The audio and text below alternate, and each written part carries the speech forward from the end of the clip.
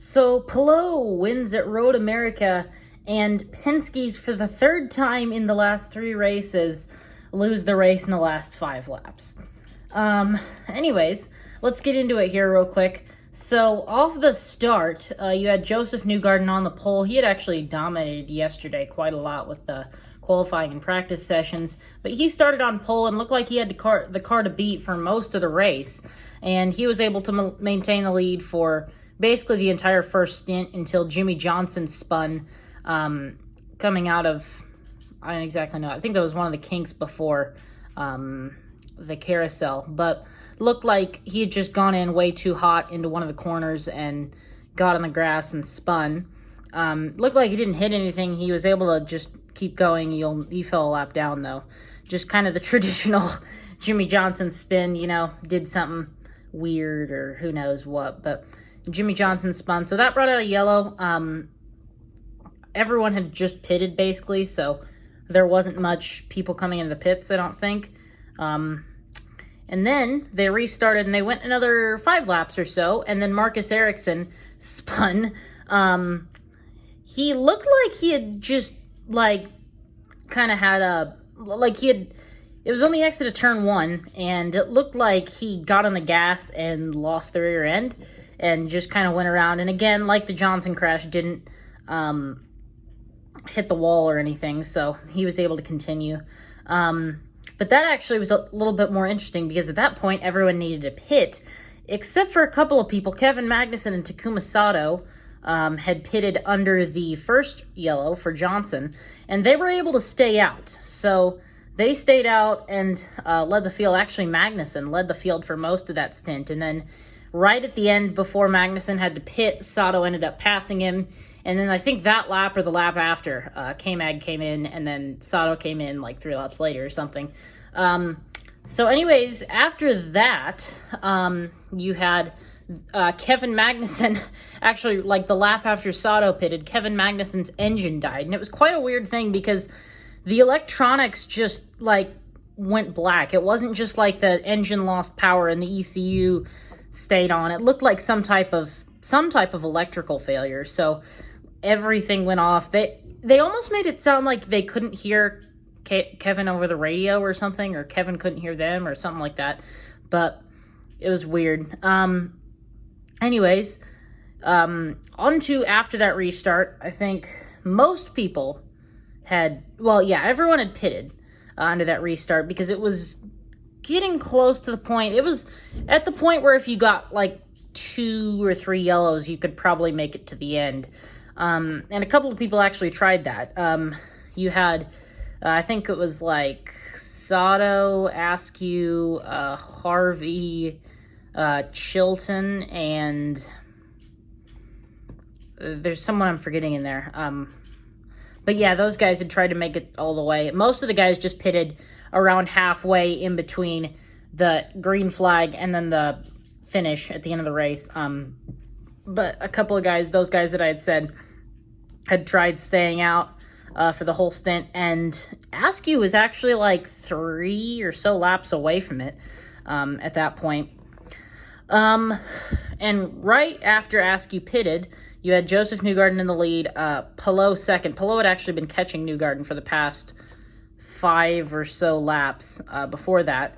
And with 4 to go, Ed Jones kind of just randomly lost it into Canada corner, spun around, didn't hit anything. So I don't think there was anyone with damage today. That was all just cars spinning and not hitting the wall. It was quite weird. But, yeah, we had that happening. So Ed Jones spun, that brought out a yellow. They were able to restart in a lap and a half, and they got going with 2 to go, which that was in itself going to be a crazy restart. Obviously, you had Newgarden in the lead, had been leading most of the day. Pretty similar to Detroit, actually. This is quite similar to Detroit, the more I think about it, because you had Newgarden leading, and then one of the 2 championship leader guys in second place. I guess Pato wasn't in second at Detroit. He was 4th or 5th. But anyways, those guys up there, and then ended up just passing the Penskes in some way or another. in the last couple of laps, and this time it happened by way of a Newgarden mechanical failure. They weren't exactly very specific as to what the failure was, but there was some type of mechanical failure, and Joseph, he ended up finishing a lap down, I think, so he must have pitted that time and just parked it for the race, because, like I said, he finished a lap down. It was quite a weird thing. It was like, down the front stretch, it looked like Newgarden just lost a little bit of top speed going up the hill or whatever, and he just couldn't keep the car going as quick as Palou could. And then coming out of turn 1, it was obvious that there was a mechanical failure, because there was he literally had no launch at that point. It was like at that point, it was obvious that there was a mechanical failure, because you had 5 people blowing by him on the outside and he was cutting down on the inside. It was quite weird, because for a second I was like, oh, Palou was able to draft past Newgarden. It's like, well, it kind of wasn't drafting. It was a Newgarden mechanical failure. So Penske has had very bad luck. None of their guys have won any races this year so far.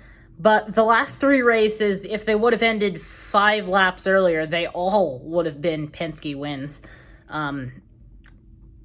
So yeah, quite a bad streak of luck for Penske. And another thing to note, the Penskes had been the dominant cars in all 3 of those races. This is actually the 6th consecutive race where the guy who led the most laps did not win the race. So that's that's like the most consecutive races since 1978, I think they had said on the broadcast. So that was all quite weird. Yeah, so that's really all I have to talk about for the actual race itself. Let's go ahead and get into the results. So obviously, Alex Palou winning, and he takes back the lead of the championship from O'Ward. You had in second place, Colton Herta. Really wasn't much of a factor for most of the day at all, which seems to be, I guess, the thing I'm saying a lot about the guys in second place, especially just the last couple of races, these guys having mechanical issues or something. It's just like, well, they weren't really there much of the race, and then all of a sudden some guy had XYZ issue and they were able to get up there. But Herta's second. Obviously a good points day for Colton. I don't know where he is in the championship. I'll probably have something up on the screen for that. But third, Will Power. Obviously, the first Detroit race he should have won. Then I think the second Detroit race he was 6th. So back up on the podium for this race, though. Obviously, he probably wanted a win out of this race. But I'd say for where he was, third is probably good. 4th, Scott Dixon. Able to maintain somewhat of a distance, at least compared to O'Ward, but obviously lost quite a lot of ground to Palou. So at this point, it's looking like it's going to be Palou O'Ward for the championship, but if Dixon can keep it up, who knows, maybe he goes on a hot streak or something. He hasn't won much this year, so surely he's due to win more at some point. So it'll be interesting to see if Dixon can make any headwinds in trying to fight for the championship. 5th, Romain Grosjean. This is probably one of the more F1-style road courses on the calendar. Obviously, you've got stuff like Indy, which is an actual F1 road course, but also you've got, I guess, Road America. Roma had actually said it reminded him quite a lot of Spa. So, yeah, I guess sounds like he's somewhat comfortable here, at least compared to like a Detroit or something, like a super bumpy street track that, like, that type of stuff just doesn't happen in F1. Like, it wouldn't hold up to the safety standards or something. But yeah, good day for Roman. I think he was 7th in qualifying, so just outside the top 6. So he improved 2 spots. Yeah, Roman, it's funny because he's behind Scott McLaughlin in the Rookie of the Year standings, but that's basically just by virtue of the 2 Texas races in Indy. If it wasn't for that, Roman would definitely be ahead. He's been much quicker consistently on the road courses. So, in my opinion, Roman's the better driver, probably, in terms of the road courses. It'll be interesting to see if he'll be able to compete, if he'll end up in kind of more of a Fernando Alonso type thing at Gateway when he races there. Is he going to be a good oval racer? or is he just kind of gonna not do well? I guess in the past we've seen F1 drivers do well. Obviously, you've had Rossi. He came up through the F1 ladder. I actually did a couple of races with like Manor and Caterham or something, but he obviously won the 500. He's been consistently up there. Sato's won 2 500s. Alonso in 2017, when he had a good car, was a threat to win the 500. And then you've got, trying to think, what other F1 drivers? That might be it for like good F1 drivers that have done well on ovals, but I think there's been a decent bunch. There's also guys that go the other way. You've got, I mean, Chilton was 4th in 2017, but since then, I mean, he's missed the race and hasn't done well. Ericsson, I don't know about Ericsson. He's fine, but he's not great. Yeah. Anyways, let's go ahead and move on to the rest of the field before I ramble on forever about F1 drivers. So, other notable things to talk about. Oliver Askew in 12th. Obviously, he's had the race, basically, at Detroit to kind of get up to speed with the IndyCar, at least compared to Cody Ware and Magnussen. But 12th would be a great result. Obviously, he was 3 or 4 laps of strategy away from winning the race, though that wasn't really much of a possibility. He was going to need more yellows. That just didn't happen. 19th, Cody Ware for his first IndyCar race. 19th isn't terrible.